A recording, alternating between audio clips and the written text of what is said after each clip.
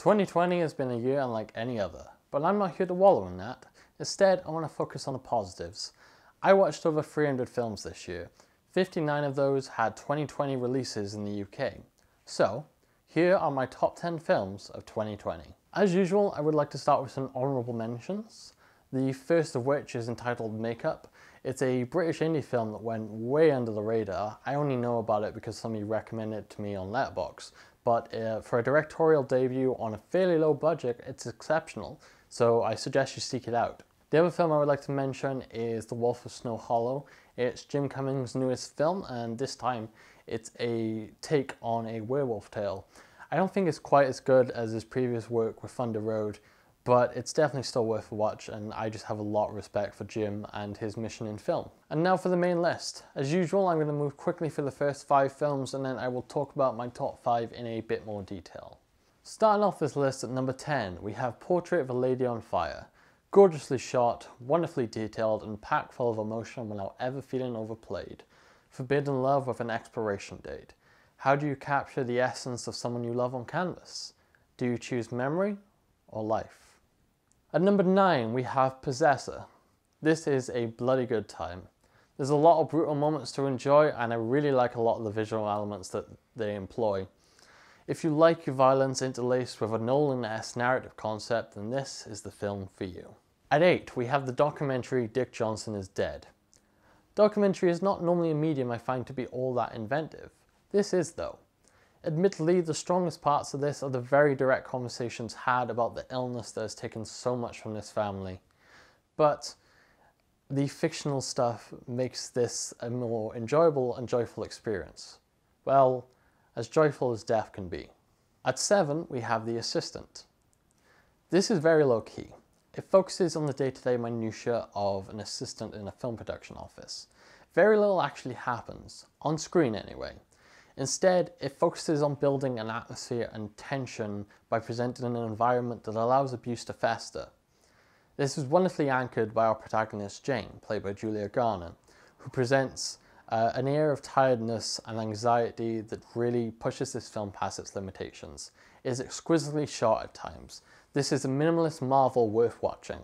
And number 5, we have David Byrne's American Utopia. David Byrne now has 2 amazing concept films attached to his name, with this and Stop Making Sense. His vision for his shows is second to very few. Spike Lee perfectly captures and elevates it to its rightful level.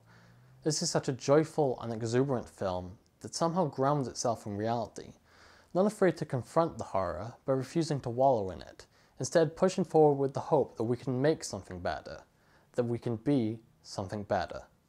So, at number 5, we have Wolfwalkers. This is possibly one of the best looking animated films to be released in years. Every frame is full of character and is beautiful. At times I get a storybook vibe from it.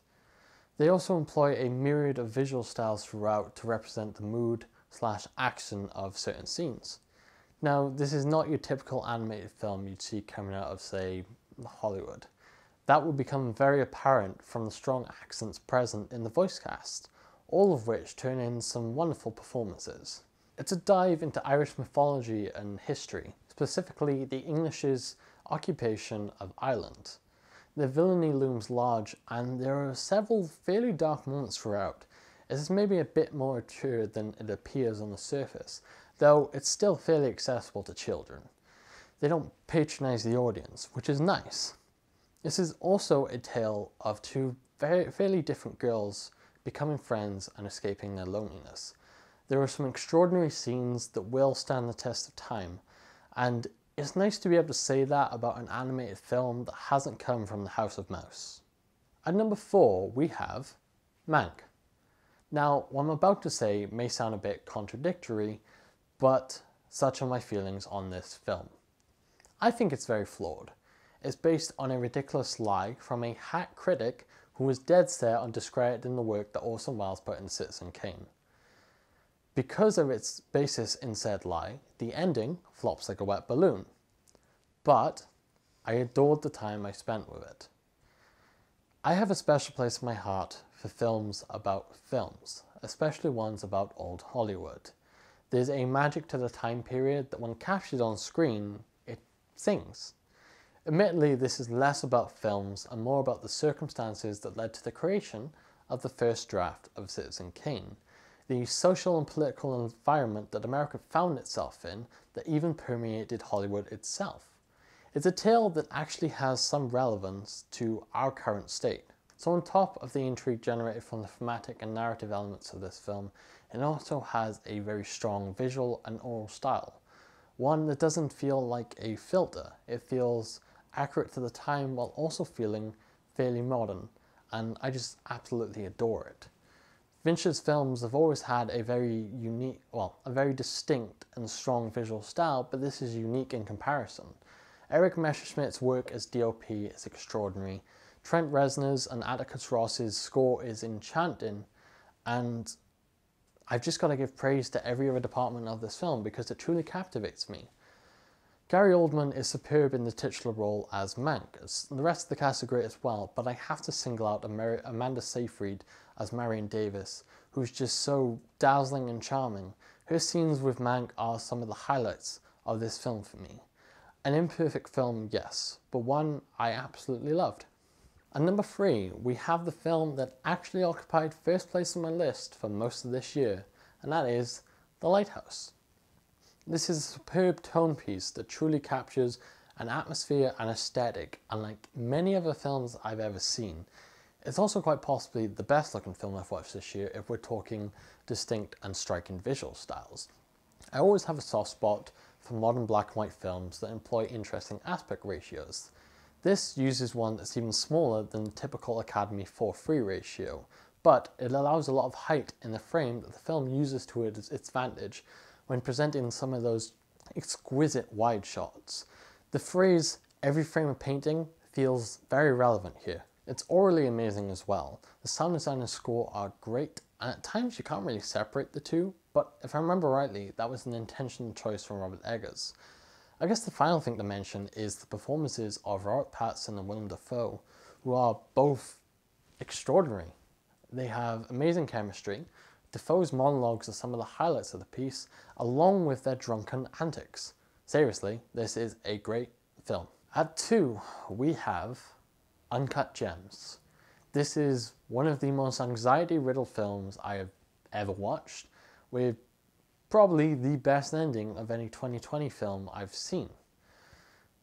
One of the main contributing factors to the anxiety levels being so high in this film is something so simple but so effective. There's a lot of overlapping dialogue in the film, and because of this, the audio levels obviously fluctuate. When you combine that with Daniel Lotaine's extraordinary score and Darius Khondji's fairly kinetic cinematography, you get something that's very intense to watch. And I imagine some people may struggle with that, but this is one of the things that make the ending work so well. The film contains a lot of profanity in terms of its language and content, so it makes a lot of sense that the finale would build to the perfect peak. The film does all the hard work to get us there, and then we get a worthy, if somewhat unexpected, climax. A lot has been said about Adam Sandler over the years and when discussing this film, but it's hard to overstate just how amazing he is as Howard Ratner. He is not playing a guy, he is this guy. And something extraordinary is, despite all his shortcomings, despite all of his negative traits, you end up kind of rooting for this guy. Again, it's something that makes the ending work so well, is that you think he's finally going to win, that all his gambling's finally going to pay off, but then he has taken it just a bit too far, and now he suffers the ultimate loss, which is his life. I fucking love the Safdies, man. And we're finally here, at number 1, the best film I have watched in 2020. It's Parasite. Couldn't be anything else. The most critically revered film of the last couple of years, is an example of every element of the film coming together perfectly. From the splendid score, the gorgeous cinematography, and the tightly executed editing, such as an example, the pizza montage. Then you add in some wonderful performances, especially from Kang-Ho's song, a smartly structured narrative, and some exceptional writing. This is a Korean language film that won Best Picture at the Oscars. an American award show. It has resonated with audiences worldwide because its themes and story transcend cultural and language barriers. It's a tale of capitalism and how insidious it has become. The rich get richer while the poor die killing each other for a chance to beg at the feet of those with wealth, just grateful for their scraps. One of the things this film gets so right is its portrayal of the Park family. Now, apart from the obvious, the poor smell bad thing, they're fairly innocuous on the surface. But that's the point. They can afford to be that way. You don't need to rule with an iron fist when you're that untouchable. So yes, Parasite is as good as everyone says it is. It is a timely and excellently executed film from Bong Joon-Ho. And that's it. That is my top 10 films of 2020. Have you seen any of these? What do you think? If you haven't seen them, definitely, go watch them, because otherwise I wouldn't be recommending them. And yeah, as I said, 2020 has been a really tough and weird year for us all. And I watched a lot of films. A lot. My target for this year was actually 200, and the fact that I got over 300 is, I can't tell if it's scary or something I should be proud of. Whatever the case, film has been helpful. I obviously live by the motto of love film, which is why I do the Letterboxd Highlights series, and I haven't done that in the last couple of months because, 2020 has been tough, really tough. But film has been helpful. It's like one of the few positives that I've found in this year, and there's been a lot of great films I've watched. So I want to know, are there any films that you would include in a top 10 2020 films, or just any films you watched this year that you really enjoyed that you want to share with somebody? Let me know in the comments. If I've seen them, I'll be sure to have a conversation. If not, I might give them a chance.